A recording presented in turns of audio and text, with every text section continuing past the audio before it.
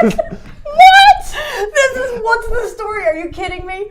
We have none other than Zeus McClurkin with us. Hey, Joe. Here on the People Chronicles. Thanks for coming in. Thanks for having me today. Harlem Globetrotter. World famous. You got to say the whole thing. Universally. There we go. famous. Yeah. How's that? Across the universe. I mean, there's a Tesla out there. I'm sure there's a Globetrotter out there somewhere. Facts. It's happening. No kidding. I have to tell you, I'm a little starstruck. I can remember, I'm going to give away my age.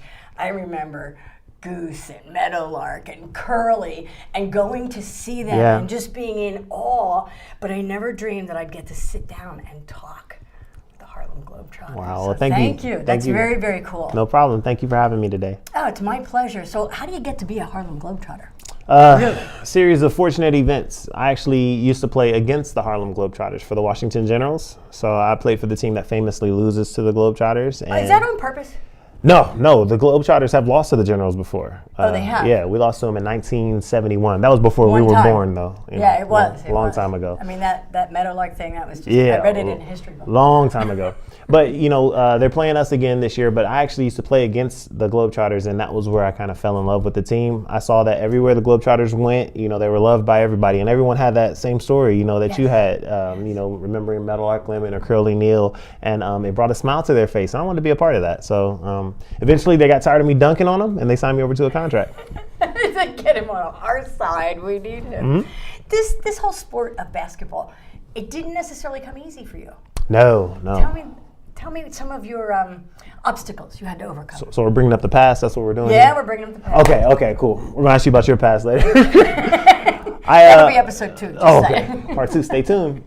I wasn't very good in basketball growing up. Didn't make my first team until the 11th grade. I got cut from 6th grade all the way to 10th grade, and then the summer of 10th grade, a miracle happened. I grew 5 inches over the summer, so it was cool. Finally got tall enough to play, but I still wasn't good enough. A lot of my coaches, even after I made the team, they said I was too nice. They said in order to be good in basketball, you got to have this killer instinct and this mean streak, which I'm sure you can already tell I don't have. That's even close. He is too nice. That's not who I am. I was the type of guy, Joe, if I foul a player, I would apologize for it. My coaches hated that about me. I had one guy tell me one time, he said, all you ever want to do is smile and dunk. That's all you do. And today, that's what I get paid to do. So it worked out for me. You have a couple of degrees in your back pocket. Yes. So that's your front pocket. Oh. They're in the back pocket. Look back there. Confused. You do. Mm-hmm. So you tabled that career. I mean, you have a bachelor's, you have a master's. Yes. But you're playing basketball. Yeah. Schooling has always been very important to me. My mom and dad always pushed education. My sister as well. She's actually a professor at Texas A&M. So, kind of living in her shadow, I always had to get good grades because of her. Thank you. Thanks, sis. Thanks, mom and dad, too. Had great examples in my life. So I have my undergraduate degree in business management. Then that's from North Carolina A&T State University, where I was a walk-on basketball player, actually. What does that mean, a walk-on? That means I didn't receive a scholarship. That means I tried out to be on the team, and I made the team. Kind of been my MO my whole basketball career. Never was really great in basketball. I was always kind of good. And it wasn't until, these last 8 years that people start telling me I was a great basketball player when I played for the Harlem Globetrotters. You're tenacious. Thank you. Yeah, you got to keep at it. Really tenacious. Thank you. Thank you very much. And so you went to North Carolina. Then where'd you go? And then after I graduated there, I started my overseas basketball career in Paraguay, South America. And while I was playing overseas and professionally, I went to school at Franklin University, where I got my master's in marketing and communication. So I've always liked to talk to people, and marketing was always one of my favorite subjects. And I knew eventually I was going to need to be able to convey a message and be able to give that message to people and get them to believe in that message with me. So marketing and communications was the perfect field for me. So you're combining it now as opposed to, well, I'm going to play basketball, and when that's done, then I'm going to do this. You're doing both now. Yeah, I wish I could tell you how it happened. God really blessed me in that. I had never heard about the Globetrotters growing up as a kid. I saw them on You're kidding me. No, I had never heard of them. I saw them on Scooby Doo. the cartoon, and I knew they had their own cartoon show, but I didn't realize it was a real team. You know, Batman is on Scooby Doo. That's not a real person. And, you know, I'm like, that can't be a real team. It was only later when I played for the Generals that I found out that they were a real team. And I just felt like, you know, it was God's giving me this gift when I found out about the Globetrotters and I saw the team. I mean, it was like having a slice of pizza for the first time. You know, I just wanted to do it over and over and see them and perform with them. There has to be more, though, than just the team. What is it about, I mean, this and this? What is it about the Globetrotters? You got to be carrying more than basketball and amazing feats and tricks. Yeah, well, if you think about it, we've been dubbed as ambassadors of goodwill. There you go. The Globetrotters have been all over the world. We've been to 123 countries and provinces around the world, but we don't speak 123 languages, obviously.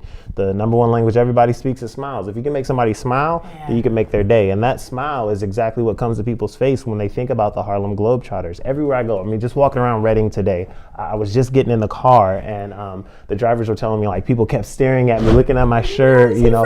Yeah, and then the lady at the hotel, she gave me a story about Meadowlark Lemon and Curly Neal. Immediately, it takes them back to a happier time in their life when they went to a game with their parents or with their grandparents. And even though they don't know who I am individually, they know that since I play for the Harlem Globetrotters, I represent a great brand. And, you know, they welcome me into their hearts and into their homes. I think that's the coolest part.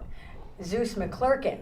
Remember that name because, you know, 20 years from now, people are going to remember I saw Zeus McClurkin playing with the Globetrotters. So what would you say? I mean, you're ambassadors of goodwill. What is the message? I mean, I know that you're here and, you know, we'll tell behind the scenes what's going on at the People Chronicles.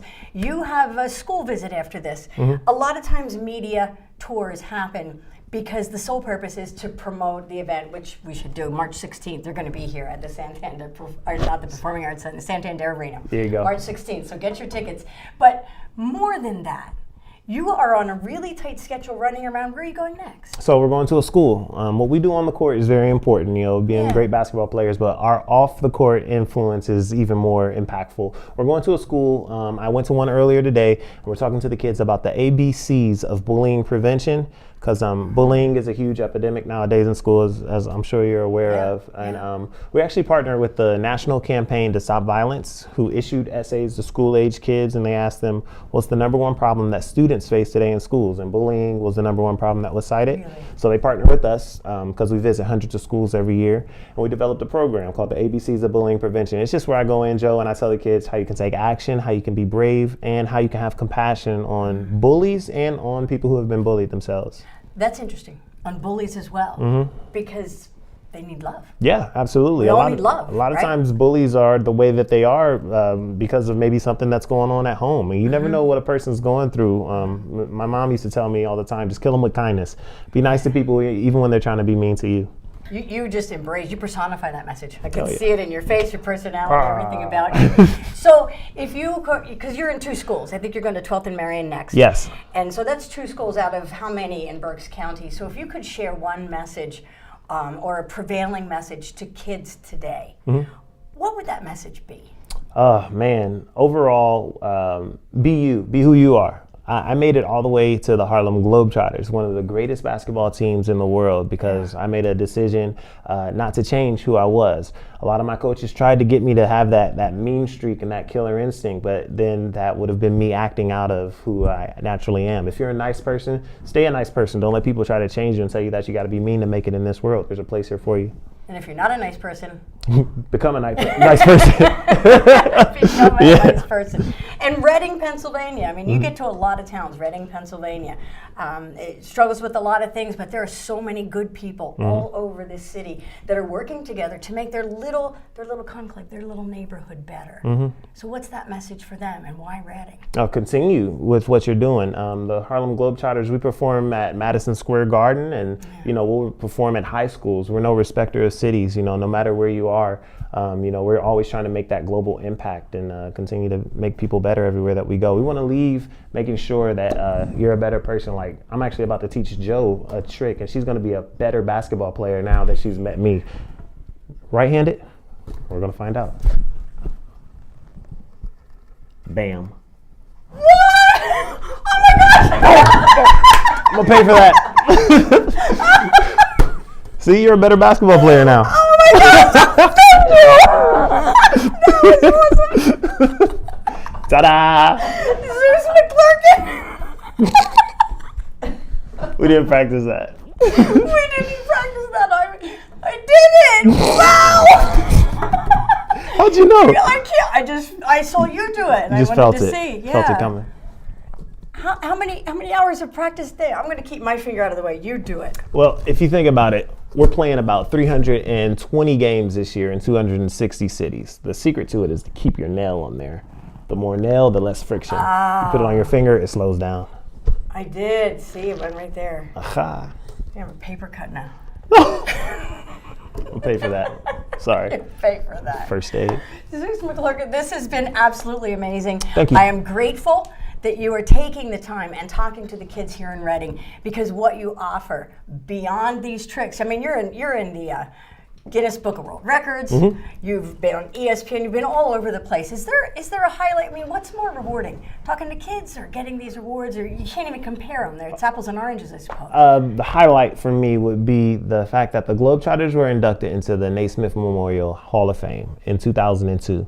So I get a chance to tell everybody that I'm a Hall of Famer, you know, and I think that's the coolest part. You know, you can't say that you're a great basketball player until you've been in the Hall of Fame, and the Globetrotters were inducted. So I'm making a global impact, and I think that's what's most important. Zeus, you're in the People Chronicles Hall of Fame. Thank you so very much for being here. Thank Have a you. great day, safe travels, and we'll look for you March 16th. Yes, tickets are available. Go to harlemglobetrotters.com. You can see some amazing footage like what Joe was talking about with us shooting trick shots and doing all these amazing Guinness World breaking things. So harlemglobetrotters.com, and I'll see you at the game. And you got the inside tip right there. Practice. These stories are made possible in part by Spring Ridge Financial, Heidelberg Restaurant, Queen City Restaurant, and P.J. Willahans.